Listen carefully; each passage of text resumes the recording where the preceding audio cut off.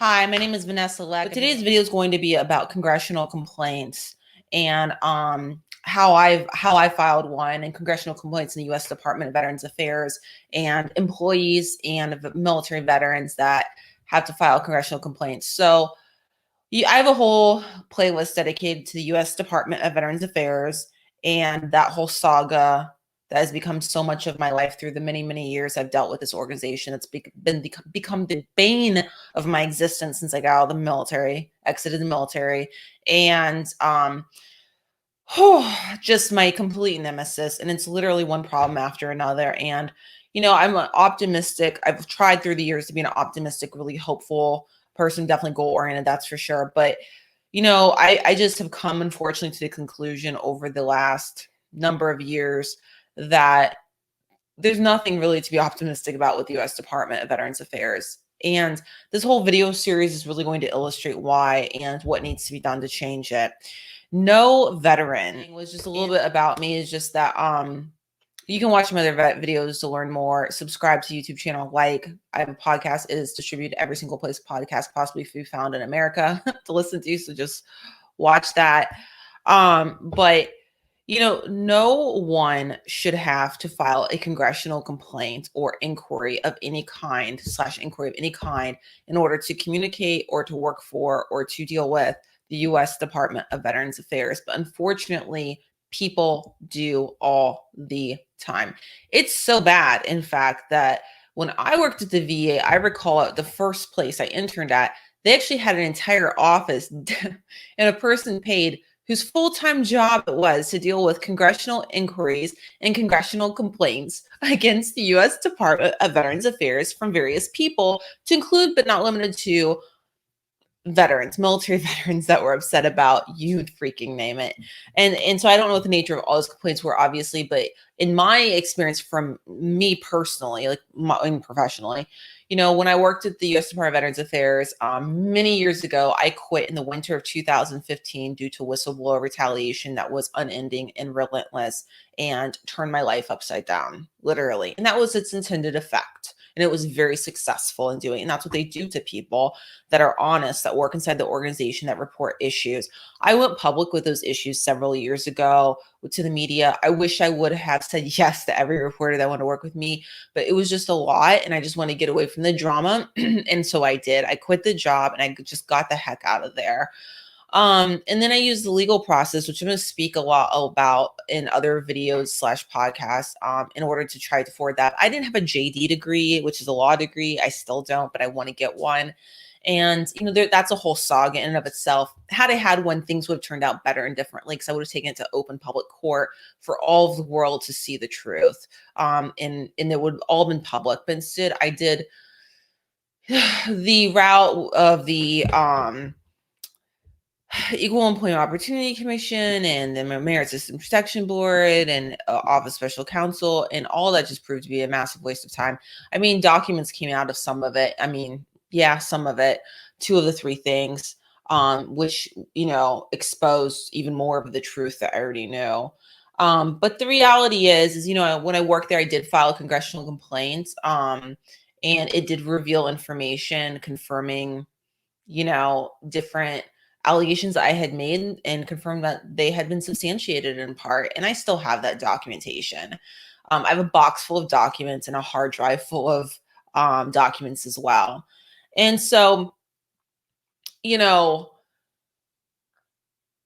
no one should have to have an employer that they have to file congressional complaints against or inquiries. I mean, it's ridiculous. I mean, I know it's the government and all, but no one should have to work at a place where filing a congressional inquiry is even necessary. That's outrageous. It's outrageous that anything should be so mismanaged and self-serving or corrupt or whatever you want to call it, that even happens.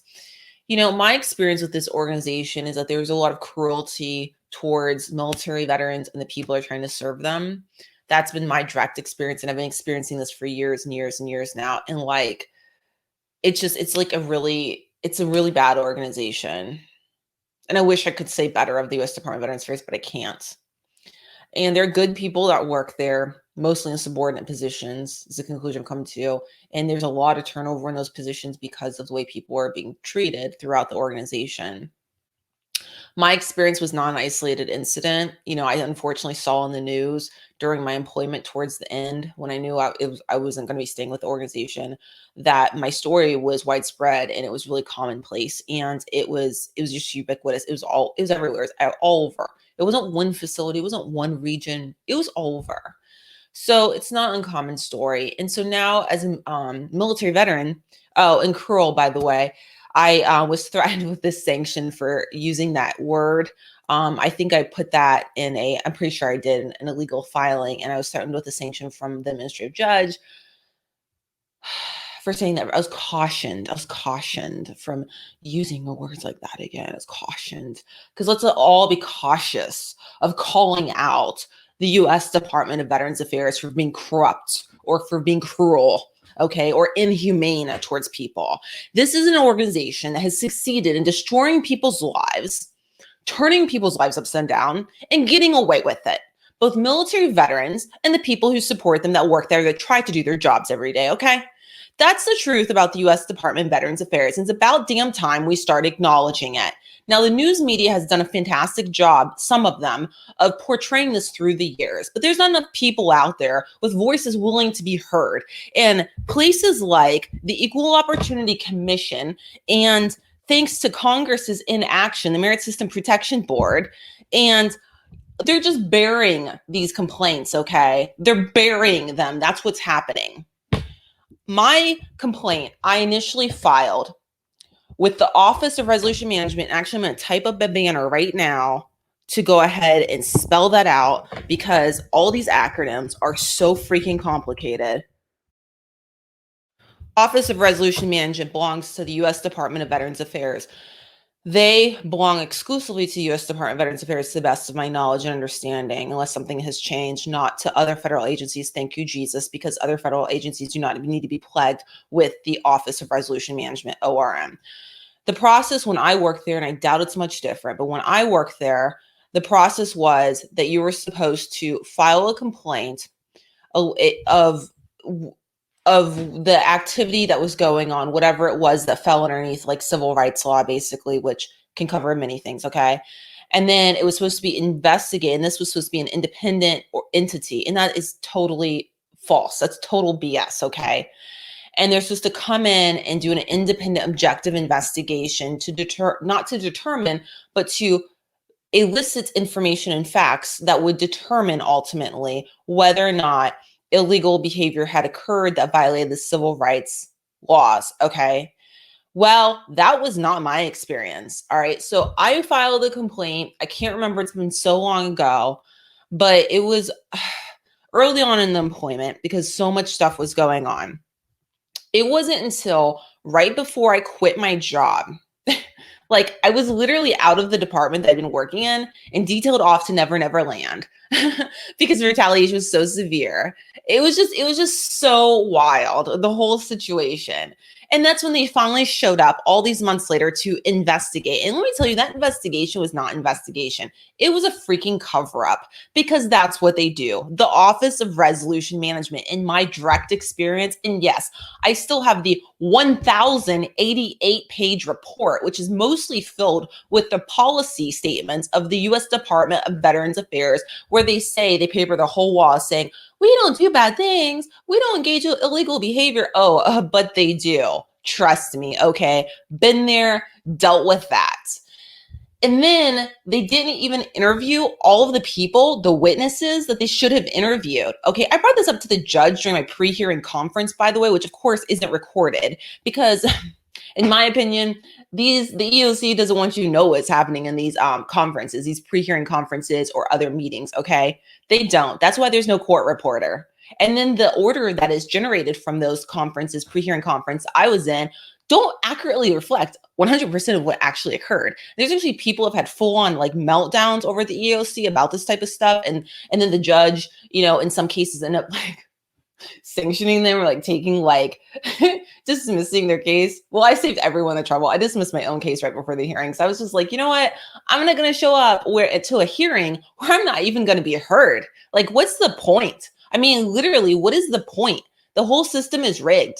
And so almost a year passes And that was like the entire time I worked there. All these months passed, several months, upwards, you're not here, but several months passed before the Office of Resolution Management even comes in to investigate, aka cover up what happened. And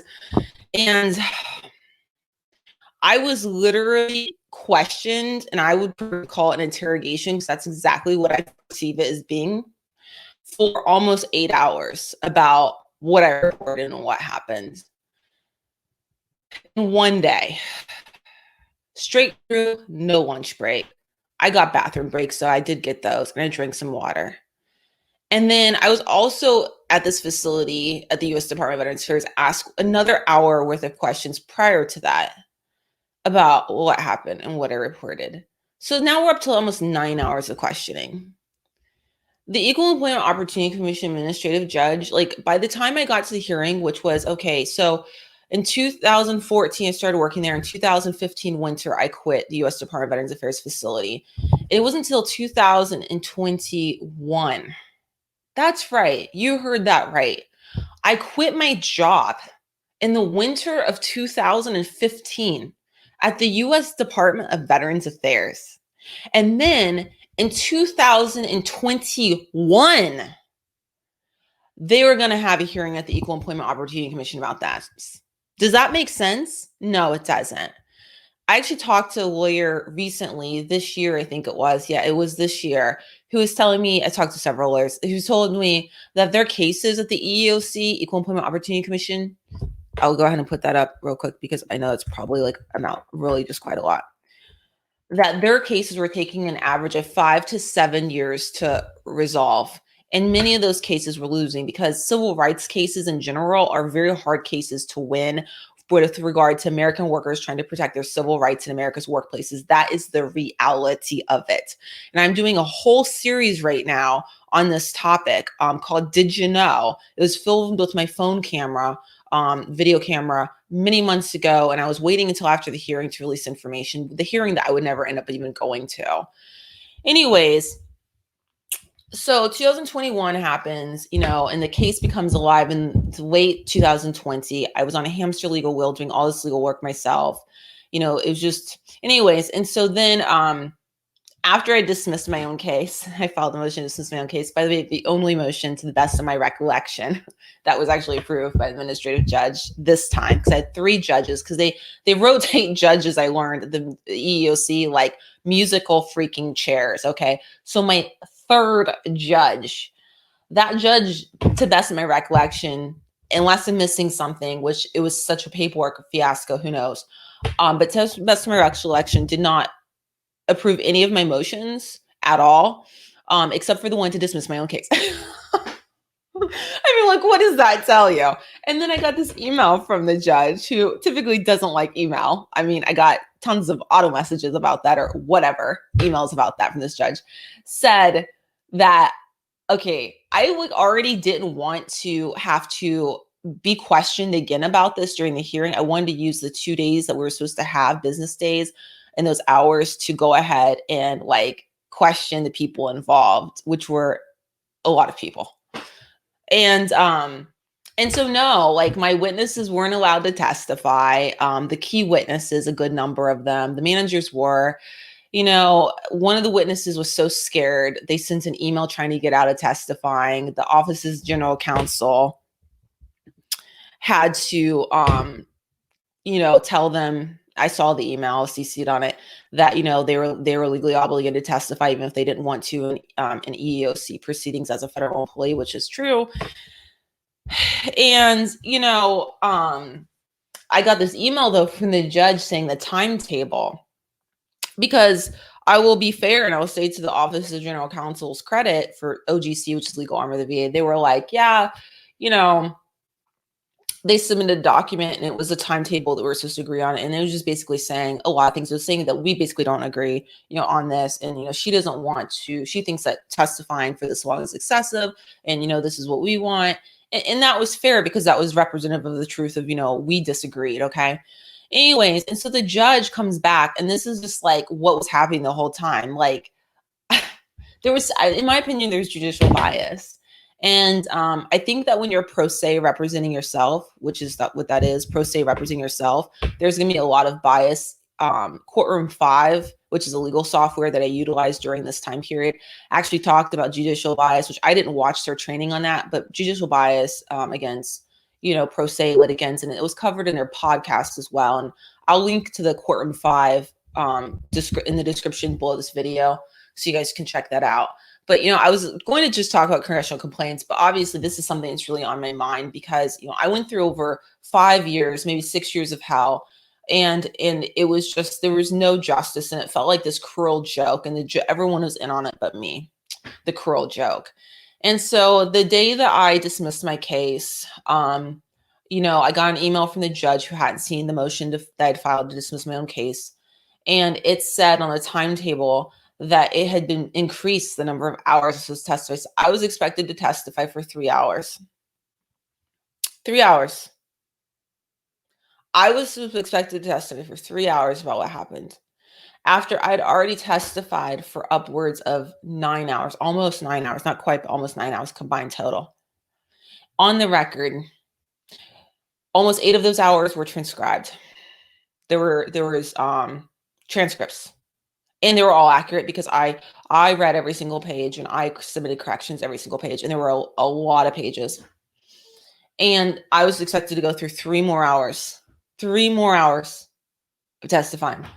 Keep in mind, one of the higher level executives is what I'll refer to the person as, executives involved in the case, was only, and I had wanted the person to testify for about an hour because there had a lot of questions that weren't unanswered and weren't in the record because they were never interviewed. Go figure. They were only going to be required by the administrative judge to testify and for me to be able to ask questions, not the other side, but for me specifically to be able to ask questions for 10 minutes.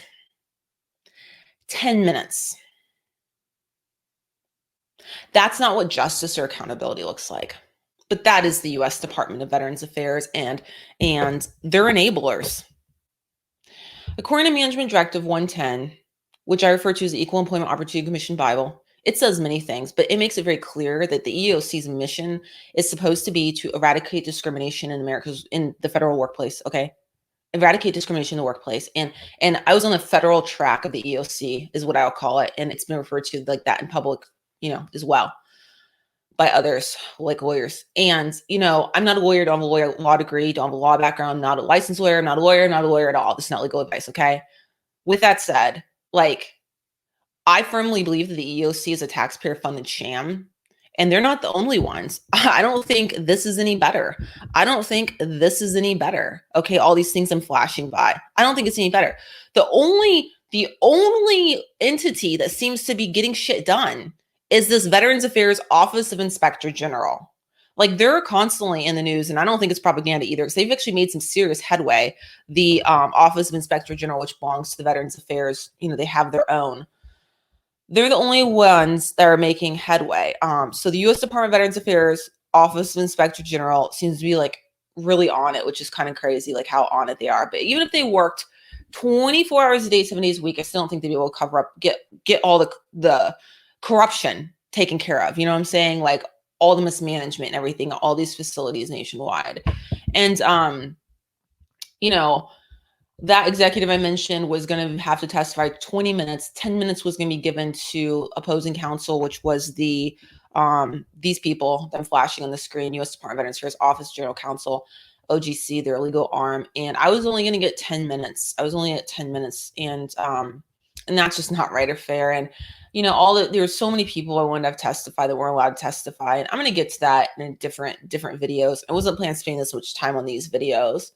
And, right now, I'm recording this and I'm planning on making sure that all of my documents from the EEOC are on a hard drive just in case, because, it was just really apparent to me that they, meaning the people that are empowering stuff, they don't want this to be out in the open, all this stuff. And I believe the reason that I was being strung along for so long inside the facilities because the management didn't want me to publicly talk about what was happening. And I think that they're concerned that I would eventually, or it could happen. And these entities, these government entities like the Equal Employment Opportunity Commission, yeah, they're underfunded and under-resourced, and I 100% acknowledge that in another video I did. There's no doubt about it. There's definitely people lobbying against civil rights in America's workplaces and trying to chip away at the ability to enforce the civil rights. But with that said, like, the EEOC is much more aggressive from what I've seen at taking on non-governmental civilian companies, which is amazing, versus taking on these federal agencies, in my opinion. And yeah, you may see, and I do see too, an occasional win. And there are wins for people that go through this process, but the large majority are not. And it's not because people are necessarily lying. It's because the way these cases are being handled. Yes, civil rights laws are weak. They're like Swiss cheese for American workers, but it's the way these cases are being handled. It's not just that there is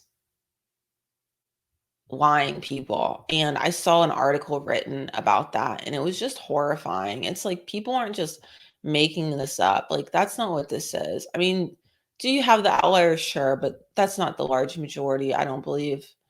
And that wasn't my case. And so I was going to be expected for a grand total between the EOC 3 hours at the hearing and the almost 9 hours at the facility for over these 5+ years to testify about this for about 12 hours time. And, you know, I was treated worse than a criminal. Criminals in America, people that are being charged with crimes, have more rights than people fighting for their civil rights in America's workplaces, especially if they're in a federal workplace, is what I learned. And my civil rights and my legal rights were violated when I worked at the U.S. Department of Veterans Affairs. I was a whistleblower. Those rights were violated. And it's not okay. And it's happening to other people, and it's been happening. And they don't hold people accountable. And I've talked about this in a live stream I did, a live event, about how even if you win, it's not really a win because no one's actually held accountable. They're not being terminated from their positions and at the U.S. Department of Veterans Affairs, and my understanding elsewhere in these federal agencies. Instead, they're being retained, and they're able to wreak havoc in other areas of the U.S. Department of Veterans Affairs and to create new victims and destroy more lives. And that's the truth. And they're doing it all on a taxpayer-funded payroll with benefits in retirement. That's the truth. You know, when you have organizations engaging in this kind of misconduct, it has the ability to turn just people's lives upside down in a way that you can't quite imagine. And it's really brutal, and it's really despicable. You know, it's really despicable. And, you know, when you have super emphasized employers, there's communities where you have families, multiple members of the same family, you know, working for that employer. And so it just really rips away at the fabric of that family and ultimately the community when these things are happening. And they are happening. They are happening. There was a wonderful news article that was done by the Daily Caller many years ago, and it showed an interactive US map where it showed managers, not just managers, forgive me, managers and other types of employees where they've been accused of different things or whatever, you know, and they're being tracked. They literally had crisscrossed all across the country, all these different people, and had all these different lines, you know, and that's the reality. And that just enables serial predators, people that are preying upon other people, to continue on doing it. It perpetuates this. And there's this thing called Management Directive 110, which I'll probably never forget for as long as I live. I will link it below in the description here. And, you know, I've read that and it was really eye-opening, and I will give credit where credit is due. And I'm not trying to give a bunch of props, by the way, to U.S. Department of Veterans Affairs Office of General Counsel of the Lawyers at all. Like, at all. Not at all. Because, I mean, there were... like, I was defamed by the U.S. Department of Veterans Affairs Management, and it was perpetuated by their Office of General Counsel. And, like, they just backed up those defamatory statements, and it's not okay. And, like, just because something's legal doesn't make it right. Right? Just because it's legal does not make it right. And there's a lack of morality in the law, and that that's pretty messed up. Anyways, but the Office of General Counsel, the one of their lawyers, had sent me a link as I was emailing back and forth with them in this case, just to the man telling me there was a management directive of 110 and then linking or telling me it was online. And so I found it very quickly and I read it. I read a lot of it. And that's when I realized how messed up this whole EEOC process really was. And I realized there was such a lack of oversight just in general, it looked like, but specifically in my case, so after I quit my job in winter of 2015, the investigation from the, where's that? I'm trying to find it here. Basically the Office of Resolution Management, it concluded, and it wasn't, like I said, it wasn't anything legit. I mean, there were people lying in there and stuff, and it was really obvious because they couldn't keep their lies straight and hadn't consulted with each other, certain members of management, before they started lying under oath. But, there's no accountability for that at all. It's just unreal. And now, because they got away with all this, I mean, that's the scary part. And that's what scares me as being a veteran, being reliant upon the U.S. Department of Veterans Affairs at all. And then how big it keeps getting is just that they're getting better at getting away with illegal behavior at the U.S. Department of Veterans Affairs because they're learning off of their mistakes. They're going to learn what they did wrong and how to do it better next time, how to cover up stuff next time. And that's the reality of it, in my opinion. You know what I mean? Practice makes perfect. So, yeah, I will be covering this topic in more videos. I mean, there's so much. I just have this box of documents, literally. I don't have it with me right this second. It's stored away. And I think I left it somewhere else, actually, in my hard drive. But anyways, I have a hard drive too, and it's got all these documents, and it's just this box of documents I had to store it away because it is a box of pain and suffering is what it represents. And, the judge didn't really care what I had to say in my little document about suffering. But yeah, pain and suffering, and about corruption at the U.S. Department of Veterans Affairs, and about illegal behavior, and about civil rights violations, and about workplace harassment. And it's about, it's about an organization that's quite corrupt, the organization that covers it up. And what's worse than all the stuff that actually happened is the covering up of it and the legal battle that ensued, and dealing with the U.S. Department of Veterans Affairs Office of Resolution Management, which I just mentioned, and then also dealing with the Equal Employment Opportunity Commission, because for years I held out hope as I moved on with my life and my career and did all the things that, one day there would be justice. And one day I just had this hope. I had this hope that, because I'm such a rule follower, that if I followed the rules and I did everything I was supposed to, that there would be some justice. And there just wasn't. And, less than 2 weeks before my hearing, I dismissed my case, and some of you may be like, well, why? Or whatever. And it's well, because I couldn't go through any more hell. That's why. I couldn't go through being forced to testify for 3 more hours after I'd already testified for almost 9 hours years ago about this. I couldn't be forced to continue to have to talk about and basically relive these awful things that happened over and over and over and over again, while these people, these managers, get all their lawyers paid for and get defended like nothing happened, and get to keep collecting their checks and their benefits and all the things. I just couldn't keep going through it anymore, and I don't believe that my case was handled properly at all. They let my case languish for years. A motion for summary judgment had been filed against my case in I think it was 2017, if I'm not mistaken. And it wasn't until 2020 the case was picked back up. It had been transferred that time from the first judge to the second judge to the third judge. The third judge made a decision about the motion for summary judgment. I partially overcame it, which means that some claims were upheld and then some were not. It's kind of complicated to explain that. Basically, a motion for summary judgment is all about just getting dismissing a case, essentially getting rid of a case. And I'm not a lawyer. again, haven't been to law school, but that was what I learned from having represented myself. Anyway, so that was a really big deal. I was able to overcome it. And I felt a huge sense of accomplishment, and I always will, that I was able to do that without a lawyer. And I really want to go to law school now. But at the same time, like, I remember, like, you don't get a choice about when the case gets picked back up. And, you know, justice delayed is justice denied, as the legal maxim goes.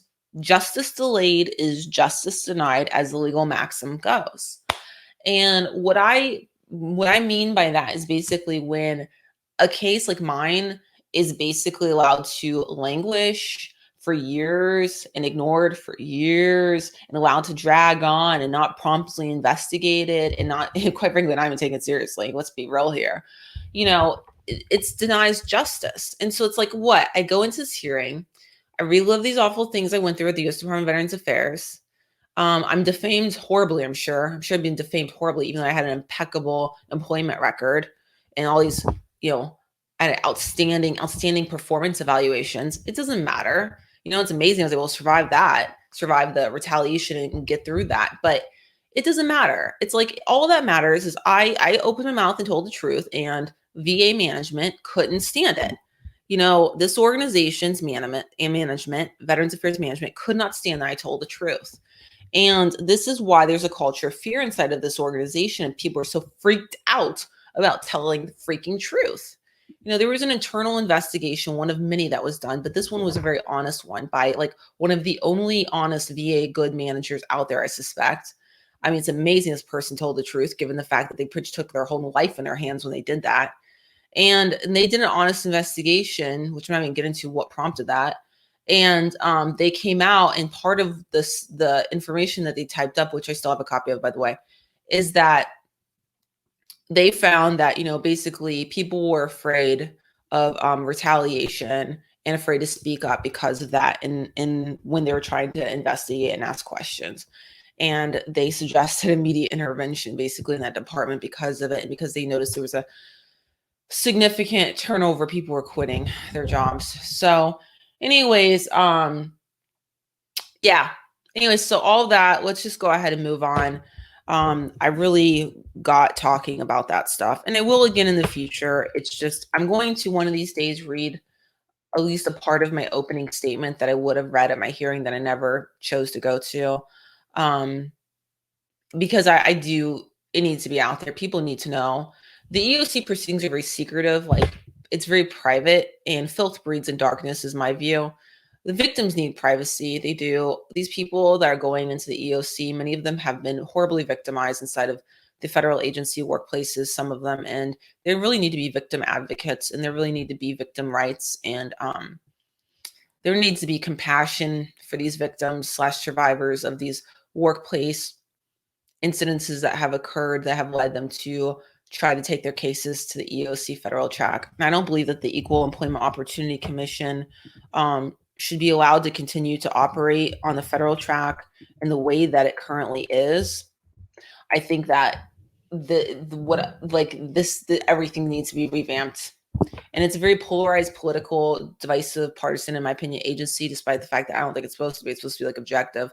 But the presidents, each president, no matter what party they're from, are able to appoint appointees, is my understanding, to a certain part of the EEOC, and then they make decisions which are very impactful upon people's lives about how things will go with regard to the federal workforce's ability to enforce their civil rights with this agency. And I just don't see this agency as being one that is eradicating discrimination / harassment / retaliation or whatnot underneath the civil rights laws, but in fact enabling it. Because, you know, my experience was at the U.S. Department of Veterans Affairs that these managers do not take it seriously. It's not taken seriously at all, the EEO laws and complaints process, because I now know they can get away with it, you know, and the victims will suffer and their lives will be destroyed. In many cases, there are many people whose entire health was just ripped apart because of their civil rights being violated and being terrorized in the workplace. You know, the retaliation at Veterans Affairs is one of a kind. They're really great at it, for real, super great. So, you know, like everything just needs to change. with the U.S. Department of Veterans Affairs and Equal Employment Opportunity Commission, and there's more like talking about this stuff. But like, if you don't terminate the employment of the people creating the problems, then the problems will continue on, and that's just not happening. Like, people are just getting away with a lot of stuff, and it's a lot in management. It's a lot, and the civil service system is contributing to it, and the union, in my opinion, is contributing factor to it, and Merit System Protection Board has been a contributing factor to it, specifically with these managers. And things just really, really, really need to change. And so I part of me is like, oh, why bother? Like, no one's going to listen to you. Like, no one cares. But at the same time, it's like, when I look at the things like VA Mission Act of 2018, when I look at the VA Mission Act of 2018, it gives me hope because people advocated for change, were successful. When I look at the Deborah Sampson Act, it gives me hope because people advocated for change and they were successful there too. And so I do have hope that change can occur. I know that when I went public with my story all those years ago, it seemed that it improved the life of at least one person that was being subjected to this horrific harassment in their workplace. And I'm just going to leave it at that. And I am hopeful that by sharing my experiences and my thoughts in my real life, everyday struggles as a military veteran with the U.S. Department of Veterans Affairs ongoing now here in Louisiana, and just, well, with the organization as a whole, because it's more than just the state that I'm visiting, Louisiana. But I'm hopeful that it will elicit real meaningful change and improve the lives of military veterans and the people that support them. And the people that support them, I'm including, are people that work at the U.S. Department of Veterans Affairs who are, in some cases, being terrorized at work. Okay. So I'm hoping that I can improve that as well. But things have to change, and that's that. Yeah. Okay. So unfortunately, as a military veteran, it seems almost like a given that you're going to have to potentially file a congressional complaint, which is outrageous. My experience with congressional offices typically are not positive.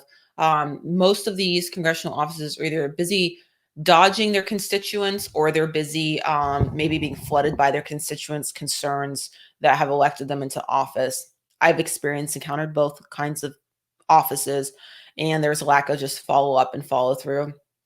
Now, the U.S. Department of Veterans Affairs doesn't really seem to take these congressional complaints / inquiries very seriously. Historically, in my experience, and even the experience of other people that I've spoken with that have either worked at the U.S. Department of Veterans Affairs or are veterans themselves, and on the other side of that, receiving services from the U.S. Department of Veterans Affairs, or trying to.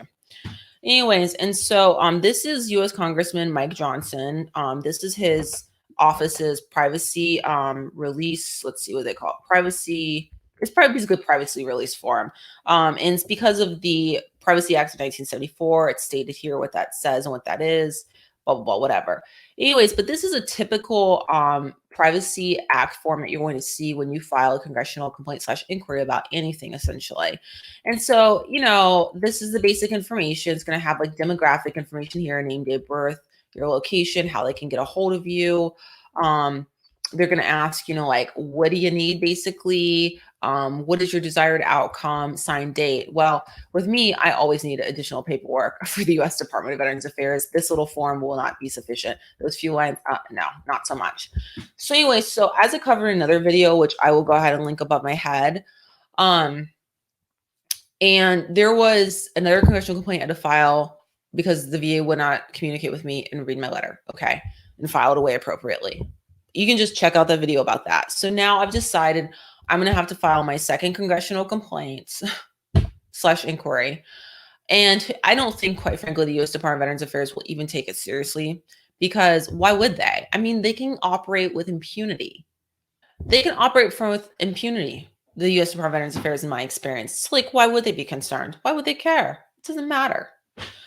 But whatever the case, tomorrow is Friday. Today, I'm recording this. It's April 1st. It's Thursday. And so tomorrow is Friday. Tomorrow's Friday, and it will have been 1 week since I was notified by a VA scheduler that my medical referral was denied. And no one from management has contacted me from the VA to make amends and reverse the decision at all. And I have no reason at this point to believe that they will. And so I have had time to evaluate my options and all these different problems I continue to have with this organization, and to go ahead, and the decision I've made after talking with the Congressman Mike Johnson's office staff. I talked to a woman. She was also in the military previously, a very nice lady. Everyone in their office has been fantastic. But basically, I just decided to go ahead and file their congressional inquiry, and I'm going to hand over information I have and basically try to get them to force them, hopefully, to approve my medical referral so I can move forward. I've actually been trying to get the services I need from the U.S. Department of Veterans Affairs for multiple months now. Actually, this isn't a new thing, but this medical referral denial is a new thing. And my primary care team that I see at the local clinic have been really great. My primary care providers thus far have been really fantastic, and the support staff, that I've mostly interacted with have been fantastic as well. And the clinic is clean and everything's great. And so, it's just the VA has just made my life so hard and just been such a bane of my existence and my nemesis, and continues to be. And so it was a higher level manager that denied this. And I think one other person maybe, and they'll operate with impunity because I don't think there's any way to enforce these laws. Veterans Affairs Mission Act of 2018. And I don't think that, I don't know. It's just hard not to feel negative about it, honestly. So I'm not going to keep droning on and on. But anyways, this is how typically a person would file a congressional complaint / inquiry. They will go to their congressional rep's office in their district where they vote. They will fill out the form to release privacy information, and then they will allow the rep's office to proceed. Hopefully you are actively participating in, your voting process and getting good people in office with any luck, and they're going to help you, hopefully, because many of these people don't. These people have been really great, and I feel very lucky to have had such great people involved. So we'll see what happens. If I'm a gambling woman, I would say that most likely the Alexandria, Louisiana Veterans Affairs Medical Center, where this is currently happening, and that, to be clear, I did not work at the Alexandria, Louisiana Veterans Affairs Medical Center. I want to make that very clear. I never worked there. I'm just a military veteran trying to obtain medical services via this region that I'm currently visiting. Okay. So anyways, yeah, I think that Alexandria, Louisiana Veterans Affairs Medical Center management will basically just probably somebody over there somehow, either for them or on behalf of them, are going to likely just put some legalese in a letter and just blow me right on off. I think that's what they're going to do. And I think that if I'm a real gambling woman, they're probably going to say, they're going to ignore the provision of the law that I pointed out in my other video that I believe applies to my situation. And I know it does. Okay. I know it does. I know how to read. So anyways, and I feel like they're probably going to get away with it. But I have escalated this issue. And I'm going to be filing this complaint through the congressional rep. And I am also obviously doing these videos to raise awareness about the plight of military veterans and the people that try to take care of them, that work at the VA. And,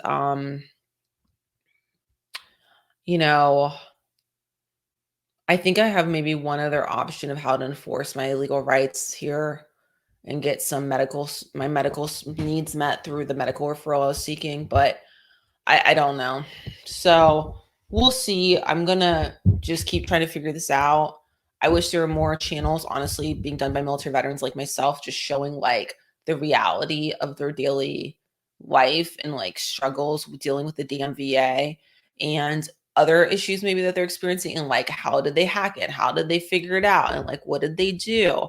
It'd be really great if there were more veterans out there sharing information like this, that were sharing their daily life and basically, what it's like to be dealing with the VA, and how did they overcome those struggles, and how do they go around navigating these issues, and also would raise awareness about the reality of dealing with the U.S. Department of Veterans Affairs and being in the military community and being a military veteran. And like, that's why I went on Combat Citizen, which no, I am not a combat veteran, but I went Combat Citizen, his podcast hosted by Ryan Stan, and shared my own story and information, because I really like this. We need more voices. We need more voices out there. We need to be brave and courageous and to speak up and speak out, because silence is the devil, which I know sounds super like wild, but like, I mean, it's kind of Southern. Silence is the devil. It really is. And filth breeds in darkness. It does. And we need to shine light on this and continue to advocate for change, so that military veterans and people trying to care for them are treated with the dignity and the respect that they deserve. And that's just the bottom line. Okay. All right. I wish you all the best. Bye.